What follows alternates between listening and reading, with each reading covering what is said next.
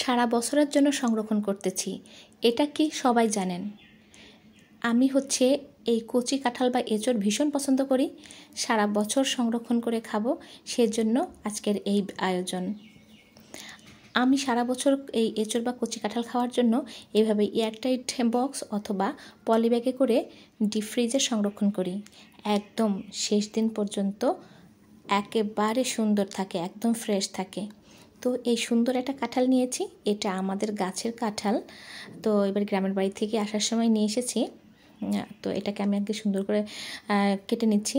কাঁঠালের দেখবেন যে গিয়ে এই কচি কাঁঠাল যেটা, সেটার কিন্তু আরও যে বিচি টিচি কিংবা যে এগুলো ফেলে দিতে হয় না। এটা শুধু গিয়ে এরকম করে ফেলে নিয়ে উপরের ওই শক্ত অংশটা ফেলে দিই। এইভাবে করে আমি এই যে উপরের মাঝখানে ওই যে পাকা কাঁঠালের দেখবেন যে মাঝখানের একটা লম্বা দণ্ড থাকে, সেটাকে ফেলে দিই। আর এখানে এইভাবে টুকরো টুকরো করে কেটে নিয়ে এই যে এরকম করে সুন্দর করে ডোম ডোম করে কাটি। আর এই ছোটো কাঁঠাল বা এঁচড়ের একেবারে গিয়ে শুধু উপরকার শক্ত চোচাটা ফেলে দিতে হয়, আর মাঝখানে ওই শক্তটা, বাদবাকি সব কিছু নেওয়া যায়। আর এখানে বিচির থেকে যে শক্ত চামড়াও হয়নি এখনও, এটা ফেলে দেওয়ার ঝামেলা নেই। তো এটাকে আমি এখন সংরক্ষণ করার জন্য প্রথম স্টেপ যেটা কেটে নিয়েছি, কেটে ধুয়ে নিয়েছি। এবারে এটাকে আমি পানি দিলাম, তারপর লবণ দিলাম, আর একটু দিব ভিনেগার। এই ভিনেগার দিয়ে হয় কি, এটা একদম ফ্রেশ থাকে, এটা নষ্ট হয় না।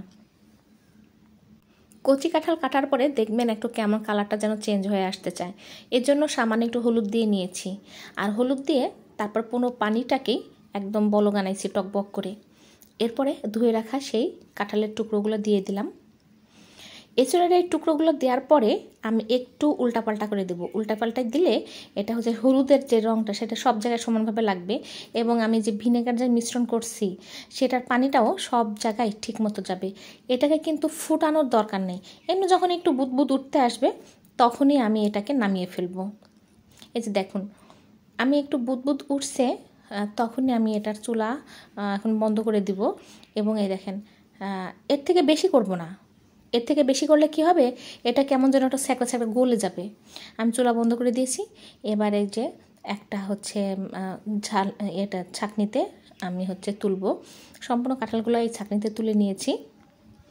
মাশাআল্লাহ, দেখেন একটা কাঁঠালও কিন্তু ভাঙিনি, একদম সবগুলো ফ্রেশ আছে, একদম ভালো আছে।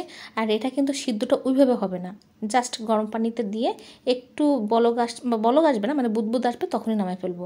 আর এটাকে ঠান্ডা হইতে দিব।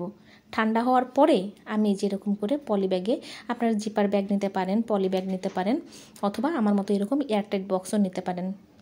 তো আমার মতো যারা এঁচড় লাভার আছেন, তারা এই সময় সংরক্ষণ করতে পারেন আমার মতো, সারা বছর ভালো থাকবে। আর হ্যাঁ, এটা রান্না করতে পারেন যে কোনো মাংস দিয়ে, অথবা ডাল দিয়ে, অথবা শুধু পেঁয়াজ দিয়ে ভাজি করতে পারেন, ভীষণ ভালো লাগে।